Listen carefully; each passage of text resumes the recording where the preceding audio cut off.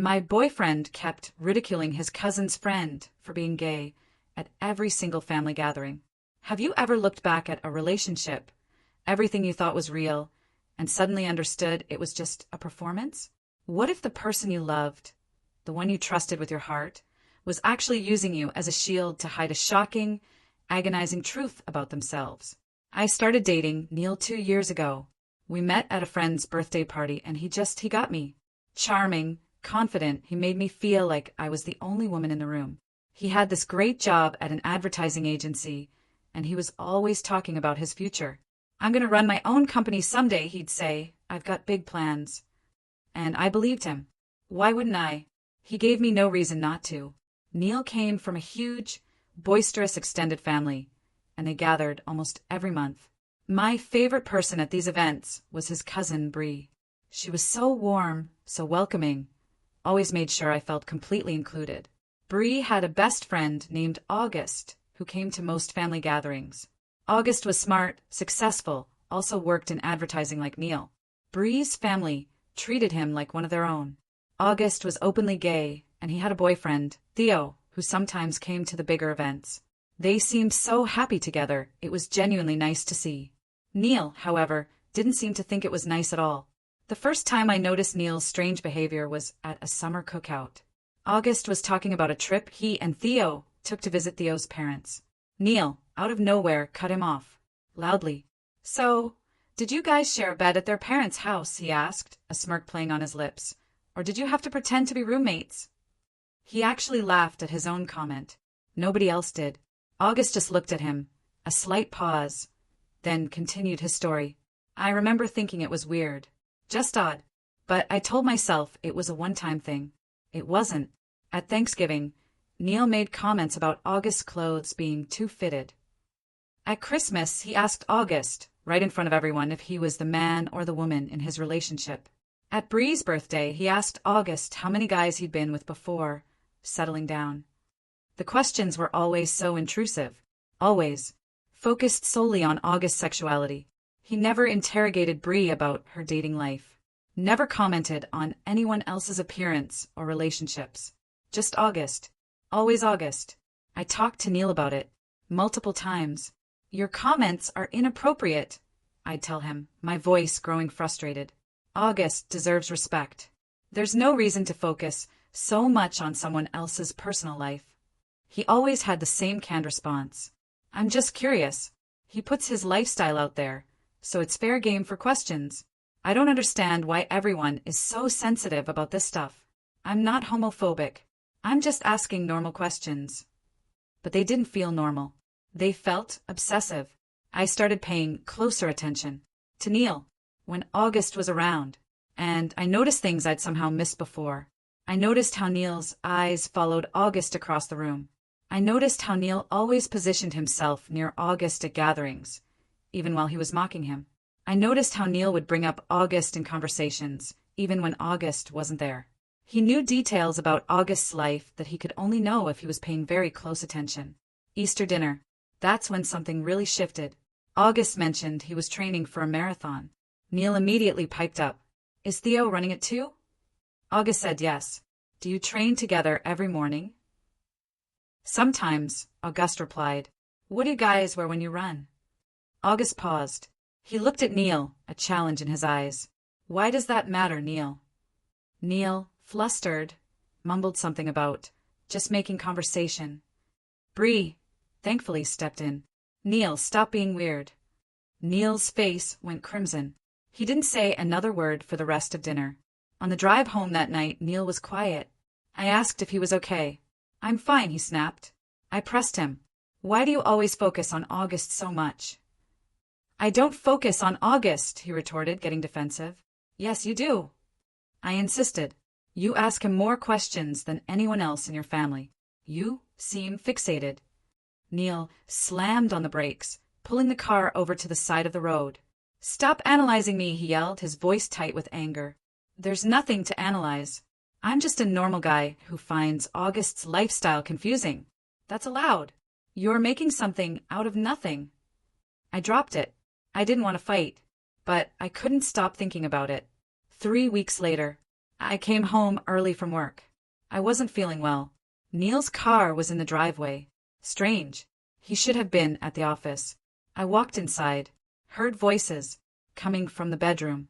I thought maybe he had the TV on. He didn't. I opened the bedroom door, and there he was. Neil. With someone. A man. I didn't recognize him. They both froze. Saw me. Neil started talking.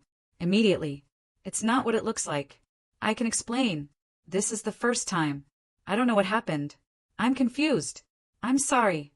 I didn't say anything. I just stood there, looking at him. And suddenly, everything made sense. Every comment about August. Every intrusive question. Every obsessive focus on August's relationship. August's body. August's life. Neil wasn't disgusted by August. Neil was fascinated by August. Neil was attracted to August. I stood frozen in the bedroom doorway while Neil's words tumbled over each other, desperate explanations. The other man, silent, grabbed his clothes from the floor. He pushed past me without making eye contact. I heard the front door slam seconds later. Neil was crying now. He reached for me, both hands outstretched. I stepped backward, into the hallway. I couldn't let him touch me. My body moved on its own while my brain tried to catch up to what I just saw. Neil followed me down the hallway. His voice got louder as he begged me to wait. I grabbed my purse from the hook by the door. Keys were on the kitchen counter. I walked to get them. Neil right behind me. It didn't mean anything. I'm confused. This was the first time. I love you. We can work through this. I didn't say anything back. If I opened my mouth, I might scream. And never stop. I walked out the front door. Neil standing in the kitchen, calling my name. I got in my car, locked the doors. Neil came outside, stood on the front steps, watching me. I started the engine, backed out of the driveway, and drove to Jasmine's house across town. My hands shook on the steering wheel the whole way. I sat in her driveway for 20 minutes. Couldn't make myself get out. My legs felt like they might give out when I stood up. I walked to her front door, knocked. Jasmine opened it, took one look at my face. Her expression changed immediately. She pulled me inside without a word. We sat on her couch, and I finally told her what I walked in on. The words came out in broken pieces. Jasmine listened, without interrupting. When I finished, she simply said, "You're staying with me, as long as you need to." She showed me to her guest room, brought me water, tissues. That night I lay awake, in the unfamiliar bed, replaying every family gathering, with this new, terrible understanding. Every invasive question Neil asked August about Theo. Every comment about August's clothes. Every time Neil positioned himself near August, while mocking him. It was all attraction, wrapped in cruelty. Neil was obsessed with August because he wanted to be August, or wanted August, or hated himself for wanting any of it. The realization made me feel sick. I'd used up 2 years of my life with someone who was lying about everything. My phone started buzzing. On the nightstand, texts from Neil, one after another. "I'm sorry. I didn't mean for this to happen. I've been confused about my sexuality for a long time." More texts over the next hour. Promises to go to therapy. "We can work through this if you just give me a chance." Then the tone changed. "You're overreacting. You should have stayed to talk instead of running away." More texts the next morning. Neil cycled through apologies, anger, desperate pleas. Jasmine watched me read them at breakfast. "You don't owe him any response at all," she said softly. But part of me just wanted to understand. How had I missed something this massive? How did I not see that every comment about August was really about himself? 3 days passed. My phone kept filling up with messages. Neil said he needed to talk about the apartment, our shared life. I finally agreed to meet him at a coffee shop. We did have to deal with practical things. For days after I'd left, I drove to the coffee shop near our apartment. Neil was already there. He looked terrible. Dark circles under his eyes like bruises. He started talking the moment I sat down. Launched into a speech about struggling with his sexuality for years. Said he thought being with me would fix him. The words made me feel sick to my stomach. Our entire relationship. It was his failed conversion therapy. I wasn't a girlfriend. I was a shield. He used me to hide from himself. We started arguing about the apartment lease. Our voices got louder. Other customers turned to stare. He said he couldn't afford the place alone. I told him I couldn't either, but I refused to live with him for even one more night. He suggested we break the lease, both move out. The penalty was thousands of dollars. Neither of us had that kind of money just sitting around. We left the coffee shop without solving anything. More texts that night. Neil changed his story, claimed what I saw wasn't what it looked like, said the guy was just a friend. Nothing actually happened. Said I jumped to conclusions. Left before he could explain. I screenshotted his previous texts, the ones where he admitted everything. Sent them back to him, without any other comment. Then I blocked his number. A week after the discovery, my phone rang. Bree. Her voice was careful. Sad.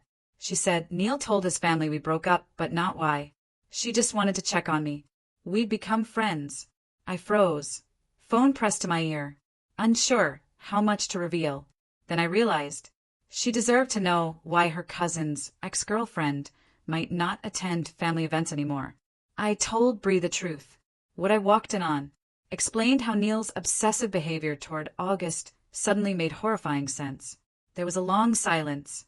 Then, Bree said something that floored me. She and August had talked about Neil's fixation before. They wondered if it was repressed attraction, showing up as hostility.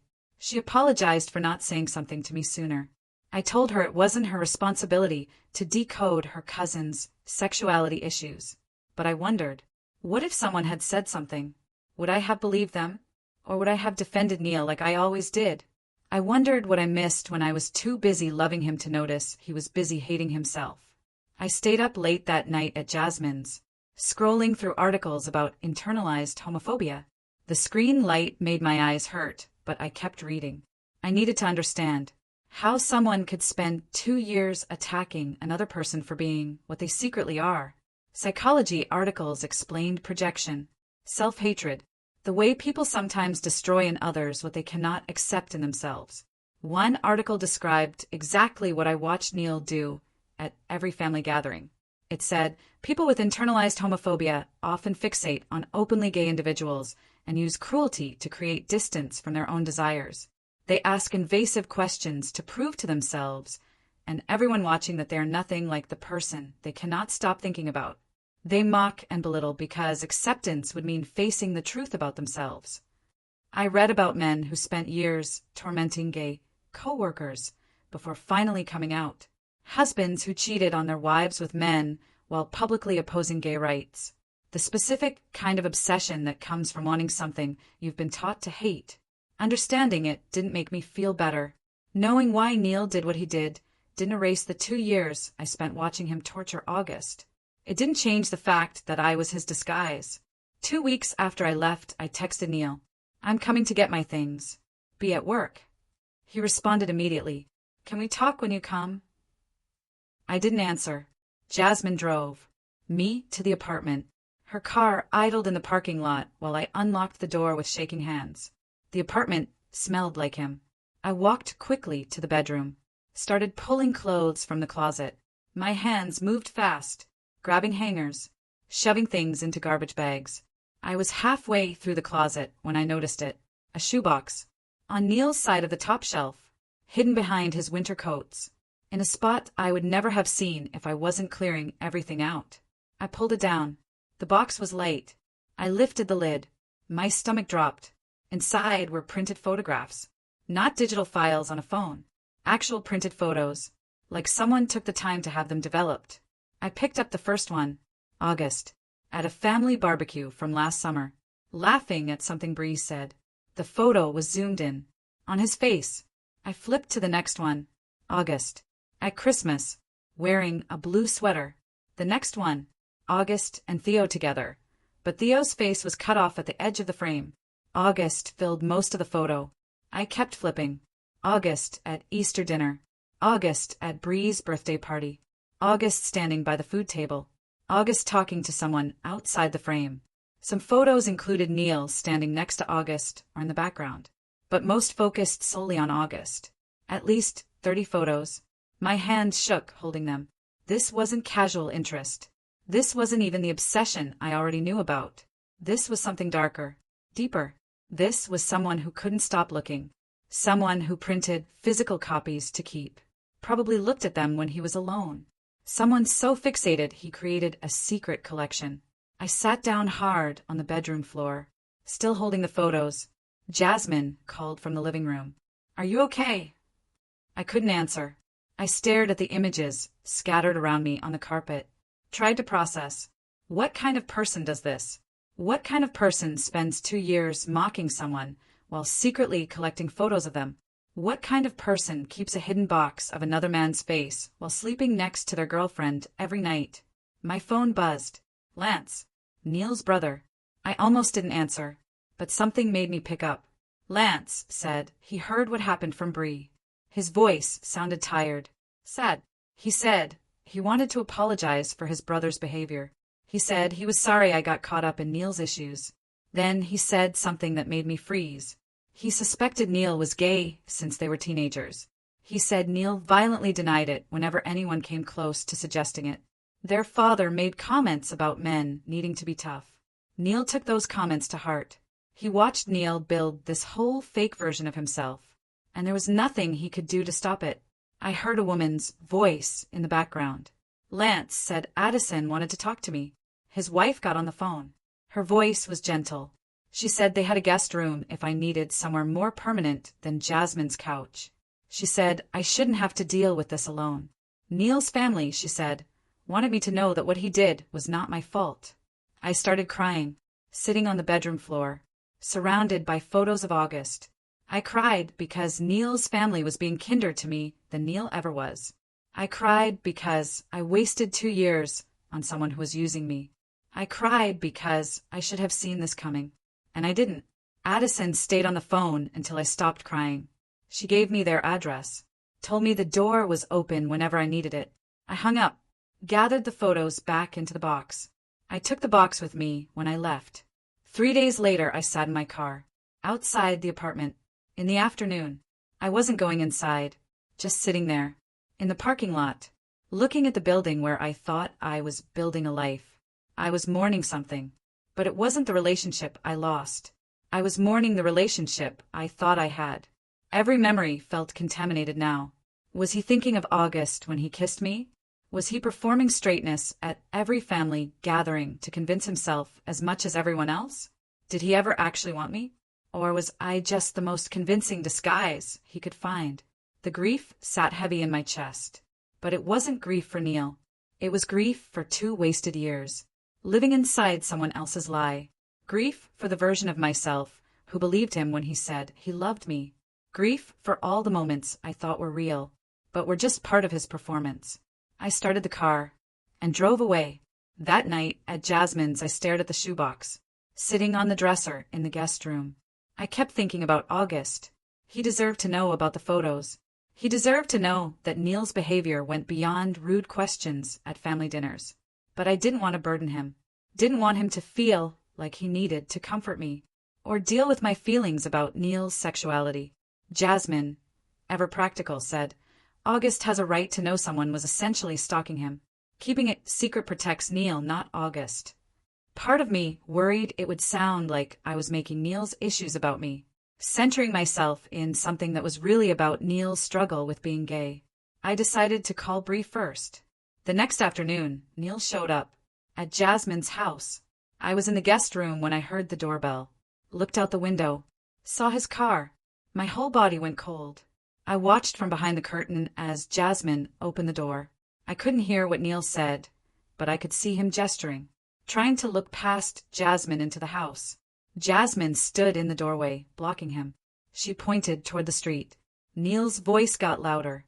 I could hear him now. He shouted that he needed to talk to me. He shouted that he'd figured himself out and wanted to explain everything properly. Jasmine pulled out her phone. Neil saw it, took a step back. He looked up at the window where I was standing. I moved away from the curtain. Heard his car start a minute later. I texted him from my phone. We have nothing to discuss beyond apartment logistics. You need to stop coming to places I am staying. If you show up again, I will call the police myself. He didn't respond. I moved into a studio apartment 2 weeks later, after paying the lease penalty. The place was smaller than any bedroom I'd ever had, but it was mine, alone. No shared memories contaminating every corner. I unpacked boxes slowly, dishes in cabinets, clothes in a closet that held only my things. The apartment had one window, looked out at a parking lot, but the light came in clean and honest. I scheduled my first therapy appointment. The therapist's office smelled like lavender, soft chairs that didn't match. She asked me what brought me in.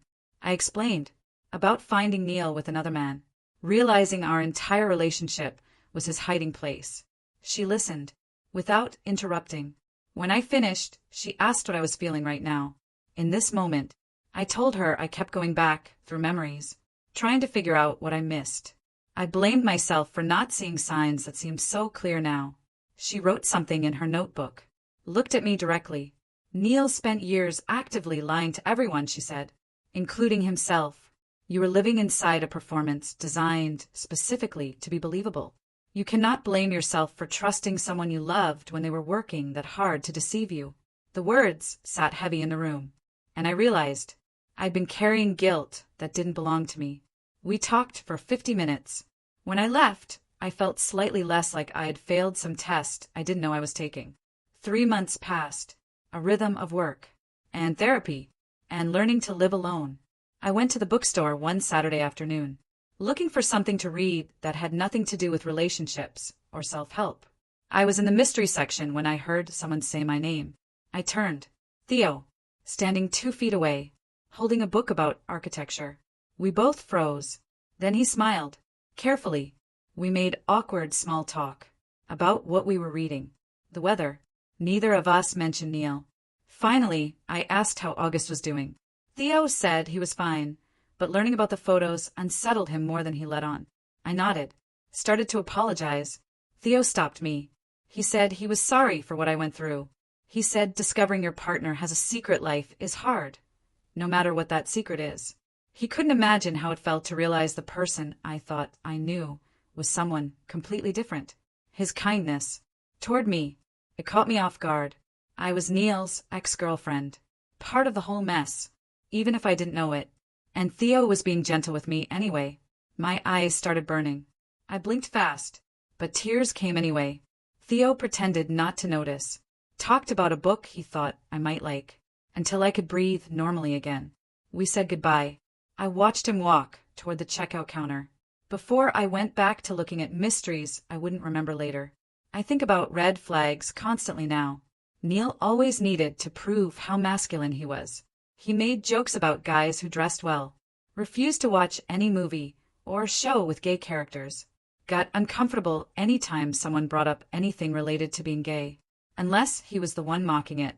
He fixated on August, in a way I told myself was just rude behavior from someone who didn't understand. I rationalized everything, because I loved him, and wanted to believe what he told me. My therapist says I need to forgive myself for believing someone when they lied. She says Neil claimed to be something he wasn't, built an entire life around that lie. She says I wasn't stupid for trusting him. She says he was very good at hiding. I'm learning to accept that his whole performance wasn't about me. I was just there, living my life. While he used me as proof he was straight. The anger comes and goes. But mostly, I feel sad for all the time we both lost. 6 months after I walked out of that bedroom, I sit in my studio apartment, drinking coffee, looking at the parking lot outside my window. The life I have now is smaller than what I thought I was building with Neil. I don't have his big plans, or his confidence about the future. I have a quiet apartment, a job, weekly therapy appointments. Some days I still feel angry about the years he took while hiding behind me. Some days I feel sad about the relationship I thought we had. But I'm also learning things I didn't know before. I'm learning that I deserve someone who knows themselves. I'm learning that I deserve honesty, even when the truth is hard. I'm learning that Neil's problems were never about me. I was just someone who got hurt, while he fought with himself. The grief is real, but so is the relief of not living inside someone else's lie anymore. Voice shifts to a calm, empathetic, and inviting tone. It's amazing what you realize when the fog finally lifts, isn't it? This whole experience taught me so much about trust, deception, and the hidden struggles people carry. It made me wonder, have you ever found yourself caught in someone else's secret or realized that a relationship wasn't what it seemed? How did you deal with that kind of intense betrayal, and what lessons did you take away? I really want to hear your stories in the comments.